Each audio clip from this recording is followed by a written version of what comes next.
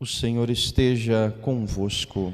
Ele está no meio de nós. Proclamação do Evangelho de Jesus Cristo, segundo Marcos. Glória a vós, Senhor. Naquele tempo, Jesus saiu de Jericó, junto com seus discípulos e uma grande multidão. O filho de Timeu, Bartimeu, cego e mendigo, estava sentado à beira do caminho. Quando ouviu dizer que Jesus, o Nazareno, estava passando, começou a gritar: Jesus, filho de Davi, tem piedade de mim.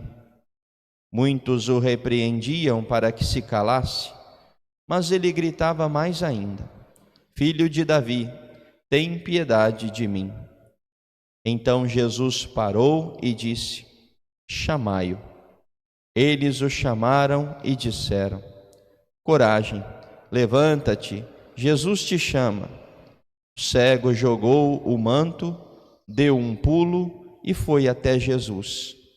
Então Jesus lhe perguntou: O que queres que eu te faça? O cego respondeu: Mestre, que eu veja. Jesus disse: Vai, a tua fé te curou. No mesmo instante, ele recuperou a vista e seguia Jesus pelo caminho. Palavra da salvação. Glória a vós, Senhor.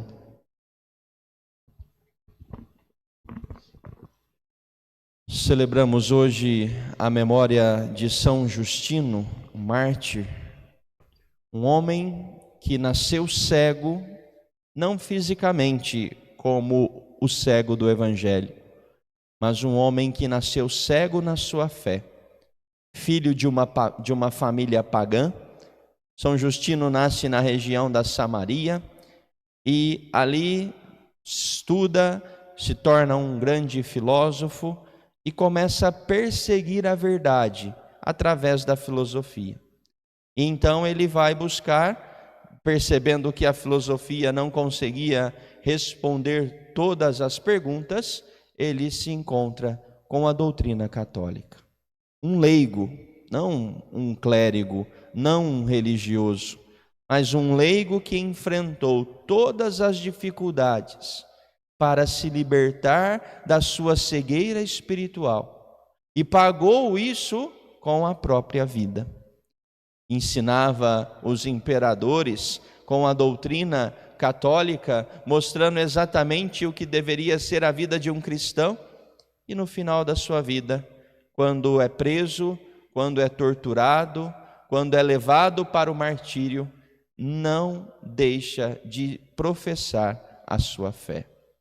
Este homem que deve ser para nós inspiração, para que também nós, diante das perseguições, diante das dificuldades, até mesmo diante da nossa cegueira espiritual, não desistamos de perseguir a vontade e o chamado de Deus.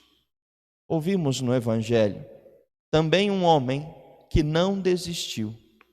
Mesmo quando ele começa a gritar por Jesus, todos que estavam ao seu redor começam a repreendê-lo, dizendo que se calasse. Mas ele faz o contrário. Com a fé, grita mais alto ainda. E o interessante é que o brado de Bartimeu, o grito de Bartimeu, professando a fé em Jesus, o chamando de filho de Davi, ou seja, aquele que era o prometido, faz com que Jesus parasse. Aqui há um detalhe do Evangelho, pode talvez até passar desapercebido, mas Jesus parou. E parou por quê? Porque este homem lhe chamou a atenção. Jesus se para e se volta para este homem, como quer fazer conosco. O problema é que nós, muitas vezes, nem sequer gritamos. E se gritamos, não é para chamar a Deus, é muitas vezes por desespero. É muitas vezes um grito de interesse. É muitas vezes um grito que não quer de verdade a cura, mas um grito que quer apenas chamar a atenção. Nosso Senhor percebe a sinceridade no grito daquele homem e para. E quando para, pede para que o chamem. E então aqueles que estavam ali, num primeiro momento repreendendo ele para que se calasse, começam a dizer: coragem, levanta-te, Jesus te chama.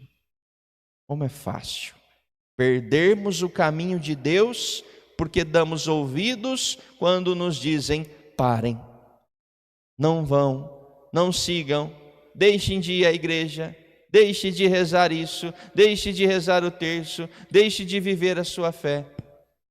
Agora, diante deste incentivo, coragem, levanta-te, Jesus te chama, o cego joga o manto para trás, dá um pulo e segue, e vai até Cristo.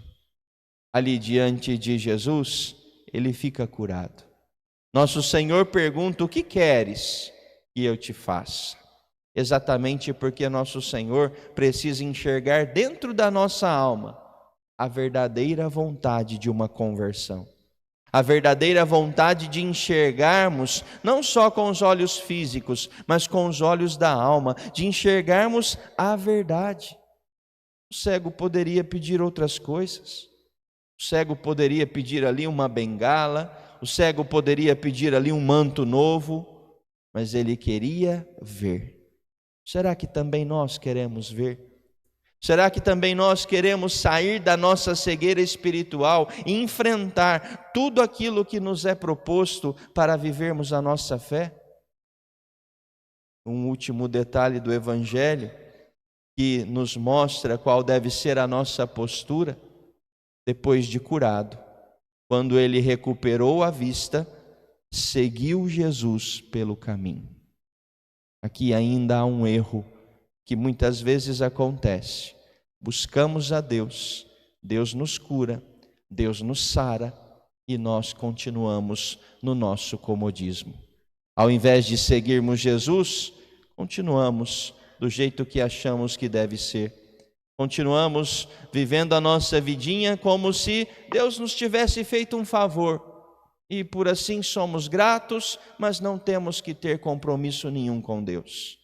Tenhamos nós a coragem de sermos libertos da nossa cegueira espiritual, para que possamos de fato professar a nossa fé, mesmo que ela nos leve, como levou São Justino, ao martírio, à morte, por amor e por causa de Cristo. E Nossa Senhora, Rainha dos Mártires, possa nos ajudar a viver o martírio diário, para que, professando a nossa fé, possamos fazer a vontade de Deus, agora e sempre.